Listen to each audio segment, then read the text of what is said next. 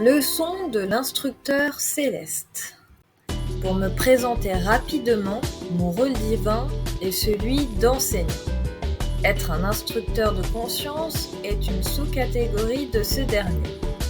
Je fais partie des guides spirituels puisque tout ce qui concerne la conscience m'a toujours accompagné, ainsi que les enjeux liés.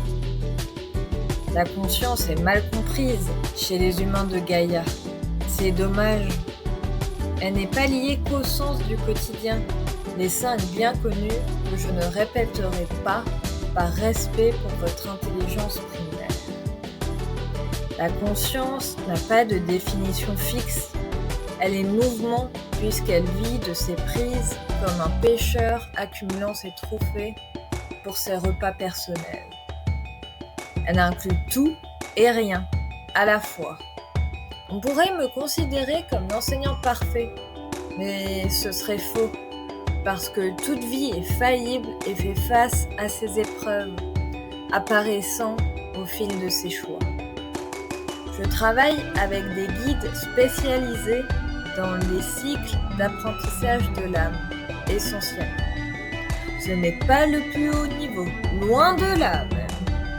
Maintenant que ma présentation sommaire est faite, passons au vif du sujet, l'évolution de l'être céleste. Je ne peux qu'en parler sur le point de vue conscience, selon mon propre niveau d'évolution. Les enseignants ont pour maître mot transmettre, quel que soit leur domaine de prédilection. Je vais parler de ce rôle divin. Il est le professeur. Il enseigne par l'exemple, par l'action. Il ne dévie jamais de ses objectifs, quel que soit son domaine de prédilection. Pour donner un exemple concret, un professeur de mathématiques faisant cela par l'élan du cœur est peut-être un enseignant spécialiste des mathématiques divines, concernant le codage de l'univers et des étoiles, la logique du nombre d'or, etc. Les sujets et les fonctions derrière sont elles-mêmes infinies. L'important est que l'être incarne sa propre voix, droit devant, sans hésitation. Ainsi, il inspire les aspirants. Un rôle bien différent que je vais présenter brièvement. L'aspirant n'est pas l'immature. Il est un des rôles les plus répandus sur Gaïa, mais beaucoup moins présent sur Djela où il est minoritaire. Il lui manque juste la direction de son chemin parce que l'être en question dispose déjà d'un bon niveau spirituel. Ces personnes sont là pour tester ce qu'est l'ombre, la lumière et le milieu, pour reconnaître le lien qu'il est et qu'il a avec chaque polarité, et cela depuis toujours. C'est un rôle axé sur soi, et seulement sur soi. Ces personnes ont besoin de retrouver leurs affinités naturelles et de tracer leur chemin unique. Une fois engagé, le rôle change puisque l'on retrouve celui qui nous correspond au fond de nous. Un aspirant ira au-delà des attentes de la société pour avancer vers lui-même, pour lui-même. En découvrant son véritable rôle et sa profondeur, il découvrira qu'il est bien plus que ce qu'il pense être. Ce rôle est éphémère par nature, mais il peut être lié à des rôles polyvalents et multifonctions, en reprenant d'autres formes. Mais ce sujet me dépasse. Je reviens sur mon rôle divin d'instructeur céleste. Je suis celui qui modifie les flux et les oriente pour soutenir les enseignants. Je peux aider les guides dans des missions ponctuelles, en renfort, mais c'est tout. Les flux que je gère sont liés aux prises de conscience. Ils sont les points qui s'allument, amenant les nouvelles informations nécessaires à l'évolution de chaque conscience. Les flux sont collectifs, amenés et structurés autour d'une planète, puis divisés en multiples ramifications amenés aux corps incarnés concernés par leur évolution. Parce que l'évolution est un choix, stagner est un choix, revenir en arrière est un choix. Je suis au service de ceux qui ont la volonté d'évoluer. Dans ma communication, j'ai une approche neutre, mais selon la polarité, ombre, lumière, milieu, et ses affiliations et affinités, le ton sera différent. Un instructeur céleste sombre, une spécificité dans l'ombre, enverra des flux de chaos qui bousculent les croyances, les préjugés, les projections et mettront en lumière les blessures de l'âme avec ce qui peut être perçu comme une alternance de froid extrême et de chaleur intense, dans une alternance désagréable pour l'ego. Un instructeur céleste d'ombre sera sévère, droit, juste, comme éloigné des émotions. Sa gestion est plus directe et sans fioriture. Quant à l'instructeur de lumière, il sera exigeant parce que l'amour l'est. Il pousse de l'intérieur au partage, aux émotions agréables, à ce qui n'est pas ordinaire pour l'ego, comme l'inspiration de la compassion. Un instructeur du milieu remontera aux causes des déséquilibres et lancera le fil que la personnalité devra suivre au milieu de tous ces nœuds. Pas simple à comprendre, n'est-ce pas ? Et encore, je reste caricatural dans ma description des types d'instructeurs célestes. Nous travaillons en équipe. La vie s'organise en groupe, en relation. Et selon les énergies qui nous composent et leurs liens entre elles, les informations demandées pour évoluer seront forcément différentes de chaque autre être. Où je veux en venir ? Chaque instructeur céleste a sa manière de travailler et c'est valable pour chaque rôle. La question qui se pose maintenant est celle-ci. Mais alors, qui gère les flux pour eux ? Ils ont la sagesse innée de se remettre en question et d'accepter les flux qu'ils ont l'habitude de manipuler. Ce n'est donc pas un problème. Cela en est seulement pour ceux qui s'incarnent avec un ego. Ils auront toutefois des personnalités plus à même de vouloir évoluer, bien que des exceptions allant dans le sens contraire existent. Passons maintenant à l'évolution de l'être céleste de mon point de vue. J'interviens au deuxième palier, au niveau de l'âme pour les êtres qui en ont une. Il existe en effet des esprits sans âme et êtres au-delà de tout entendement, se rapprochant plus du non-être. Il existe une infinité de natures d'être, encore une fois, selon qui il est intrinsèquement. Le premier palier est au niveau terrestre, et nous, les instructeurs célestes, n'intervenons pas là-dessus. Idem pour le niveau 3, au niveau de l'être paradoxal originel. Le cœur primordial singulier, qu'importe le nom que nous lui donnons dans nos rangs. Ces niveaux sont bien trop complexes pour nous. Nous sommes des intermédiaires qui permettent à la conscience d'évoluer au niveau de l'âme. Nous sommes des aides parmi d'autres pour encourager et influencer l'âme positivement dans ces cycles d'apprentissage grâce aux flux déclencheurs de prise d'information, de réveil, de rappel pour avancer.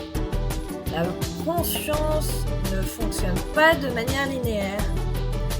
Elle est à la fois dans l'éternel présent, dans une relation de sens essentielle et localisée pour être repérable dans sa flexibilité afin d'être guidée de la manière qui lui convient le mieux. Elle fonctionne de façon binaire tout en étant polyvalente en tant que lien entre l'essence, les différents moi, l'âme et l'incarnation, en sachant qu'il peut en avoir plusieurs. L'âme est le pilier entre l'incarnation ego, le personnage ou la personnalité terrestre, et le cœur singulier, le soi. De mon point de vue, la conscience englobe chaque élément tout en étant un élément à part entière. La conscience n'est pas l'ego, à ne pas confondre, merci.